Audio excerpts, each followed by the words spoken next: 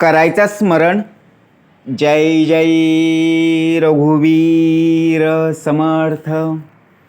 श्री समर्थ कृपेने एक सुंदर असा बोध, एक सुंदर असं श्रवण आपल्याला प्राप्त झालेलं आहे. या श्रवणाच्या माध्यमातून उत्तमाचं सामर्थ्यसुद्धा समर्थांनी प्राप्त करून दिलेलं आहे. बघा, प्रत्यक्षपणे भाग कसा दिलेला आहे, नक्कीच श्रवण करूया. समर्थ म्हणाले, एकदा तरी मन शांत ठेवून ऐकण्याचा प्रयत्न कर.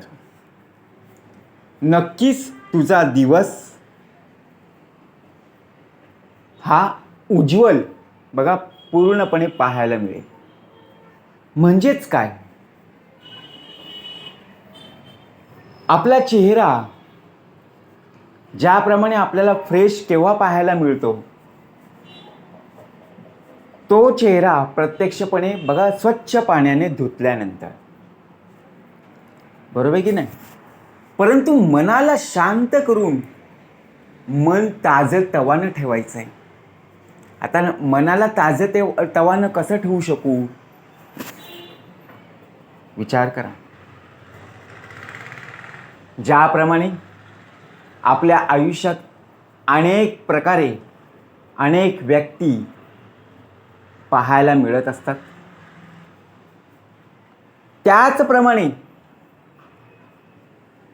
दोन घास बघा प्रत्यक्षात आपल्या घरच्यांना, आपल्या नातेवाईकांना किंवा आपल्या मित्रमंडळींना कमी खाऊ घाला. पण जोपर्यंत बघा जिवंत आहेत तोपर्यंत नक्कीच द्यावं. अहो, प्रत्यक्षात इथून निघून गेल्यानंतर त्या पंचपक्वान्नांनाही नंतर काळीची किंमत उरणार नाही. विचार करा, का भाग द्यावा लागला, का मन लावून सांगितलं. आपले घरी आपले आई वडील असतात. आई वडिलांनी लहानाचं मोठं केलं, भावा बहिणींनी आपला बघा प्रत्यक्षपणे सांभाळ केला, साथ दिली. आता आपण सुद्धा दोन पायावर उभे राहिलो. पण प्रत्यक्षात आपलं लग्न झाल्यानंतर आपण आपल्याच आई वडिलांना आपण विसरलो. ज्या आई वडिलांनी लहानाचं मोठं केलं, बघा प्रत्यक्षात लहान असल्यापासून बघा आपण मोठे होतपर्यंत काय केलं, स्वतःच्या हाताने आपल्याला घास भरवला. आता आपल्याला जाणीव राहिली नाहीये. परंतु आताच्या या क्षणाला ते वयोवृद्ध झालेले आहेत, त्यांना शरीर साथ देत नाहीये. म्हणून समर्थ म्हणाले, दोन घास कमी खाऊ घाला, पण जिवंतपणीच द्या. हो, गेल्यानंतर कितीही पंचपक्वान्नांचा ताट, कितीही गोडधोडाचं जेवण जरी ठेवलं ना, अहो त्यांना काडीची किंमत उरणार नाही. हो, कोणी विचारणार नाहीये. विचार करा, ही आपल्या मनाला जाणीव असली पाहिजे. सुखाच्या शोधामध्ये प्रत्येक व्यक्ती आज इकडे तिकडे काय करत आहेत, फिरत आहेत. पण सुख कुठेच पाहायला मिळत नाहीये. सर्वांच्या वाटेला आलेला हा दुःखाचा जो क्षण आहे तोच पाहायला मिळत आहे. समर्थ म्हणाले, सुखाची वाट, सुखाचा मार्ग जर पाहायचा असेल तर प्रत्यक्षात मनाने काय केलं पाहिजे, एकाग्र चित्तेने राहणं गरजेचं आहे. एकाग्र करून या मन. का सांगितलं? आपलं मन चंचल असतं. त्यामुळे काय होतं, मन चंचल जेव्हा असतं तेव्हा आपल्या हातून बघा काही चांगली गोष्ट होत असते, काही वाईट गोष्ट होत असते. परंतु बघा लोक आपली परीक्षा पाहत असतात. म्हणून ज्या दिवशी तुम्ही मनाविरुद्ध वागायला जाल ना, त्या दिवशी तुमचं खरं रूप त्या लोकांना पाहायला मिळेल. कारण बघा आपलं मन जेव्हा चांगलं असतं तेव्हा आपण लोकांशी स्वाभाविकच बघा प्रत्यक्षपणे चांगलं बोलण्याचा प्रयत्न करत असतो. बरोबर की नाही? लोक आलेली आहेत, पाहुणी मंडळी आलेली आहेत, नातेवाईक आलेले आहेत, मित्रमंडळी आलेली आहेत. कारण का? मनासारखं घडलेलं आहे आणि त्याप्रमाणे आपण त्यांचा आदर मान सत्कार केलेला आहे. परंतु एखादी गोष्ट जरी मनाविरुद्ध ज्या वेळेला घडेल ना, त्यावेळेला प्रत्यक्षात आपलं खरं रूप त्याच लोकांना माहिती पडेल. म्हणून विचार करा. म्हणून समर्थ म्हणाले, मन लावून का ऐक. आपण फक्त ऐकतो, या कानाने ऐकतो, या कानाने सोडून देतो. परंतु समर्थ म्हणाले, ऐकलेची ऐकावे पुन्हा पुन्हा. कारण फार गमावण्यापेक्षा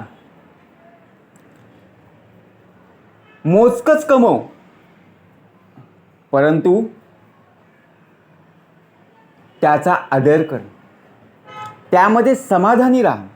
मग तो पैसा असो किंवा माणसं असो. आपण काय विचार करतो, आहे त्यामध्ये कधी समाधान राहत नाही. लोकांना एवढं मिळालेलं आहे ना, लोकांच्या घरामध्ये अशा प्रकारच्या वस्तू आहेत, त्याच वस्तू माझ्या घरामध्ये असणं आवश्यक आहे. आणि त्यासाठी आपण काय करतो बघा, इकडची दुनिया इकडे करतो. परंतु आपल्या घरामध्ये असणाऱ्या वस्तू त्यामध्ये सुद्धा आपण समाधानी असणं गरजेचं आहे. कारण समर्थ म्हणाले, हाताची पाचीही बोटं समान नाही आहेत. कारण बघा प्रत्येक देहाला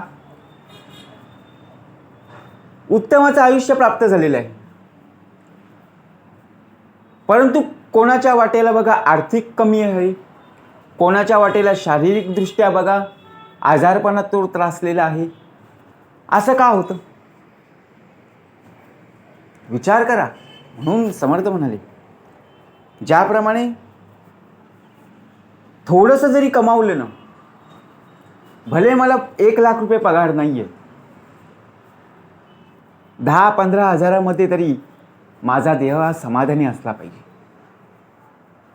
कारण एवढं कमावून खर्च करण्यापेक्षा जे आहे त्यामध्ये ज्यावेळी मी बचत करीन आणि त्यामध्ये जो मला मिळणारा पैसा आहे, आनंद आहे, तो मला पूर्णपणे काय करता येईल, दिसेल ना. कारण तोच आनंद आपल्याला प्रत्यक्षपणे जगता यावा, समाधानाने जगता यावं, यासाठी आपण प्रयत्न करत असतो. मग विचार करा, वारंवार आपण काय करत असतो, ज्या ज्या वेळेला अडचणी येतात, संकट येतात, प्रसंग येत असतात, तेव्हा आपण देवाचं स्मरण करत असतो. पण ज्यावेळी सुखाचे क्षण येतात, कुठलीही अडचण नसते, त्यावेळी बघा आपणच काय करत असतो, देवाचं नामस्मरण पूर्णपणे काय करत असतो, विसरून जातो, विस्मरण होत असतो. म्हणजे शेवटी काय आहे, मनावरचा खेळ आहे. असं होता कामा नये. म्हणून प्रत्यक्षात का भाग द्यावा लागला, आपली नियत आणि आपली सोच, विचार करण्याची जी पद्धत आहे ती चांगली असली पाहिजे. कारण लोक चांगले चांगले बोलण्याचा प्रयत्न करत असतात, परंतु त्याच लोकांमध्ये आपला हा फसला गेला जातो. म्हणून विचार, ज्या प्रकारे आपली विचार करण्याची जी पद्धत आहे ना, ती उत्तमाची ठेव.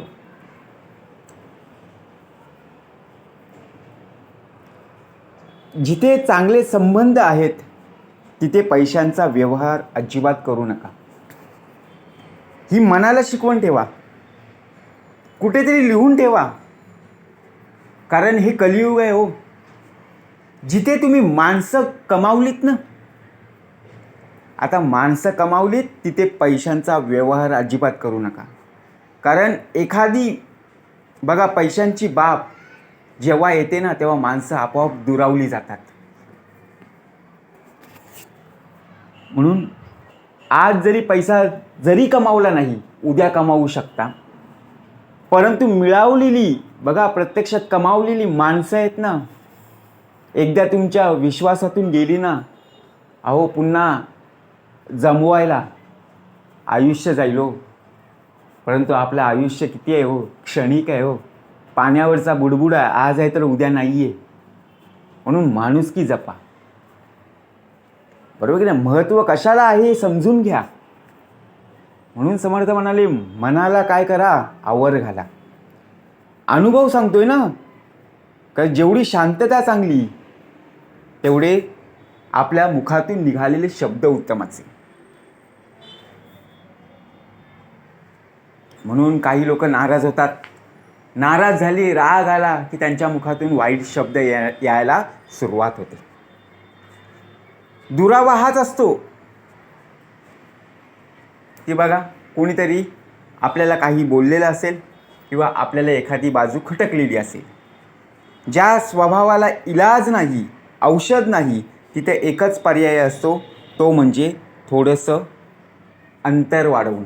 म्हणजेच काय, आता ज्या स्वभावाला इलाज नाही आहे, औषध नाही आहे, आता रागाला कुठलं औषध आहे का हो? सकाळी 2 गोळ्या घे, रात्री 2 गोळ्या घे, राग शांत, असं आहे का? किंवा एखादं औषध घेतलं बरं होईल, नाही आहे. तिथे आपल्या देहाला शांत ठेवायचं आहे. मग त्यासाठी औषध कोणतं? समर्थ म्हणाले, नामस्मरण.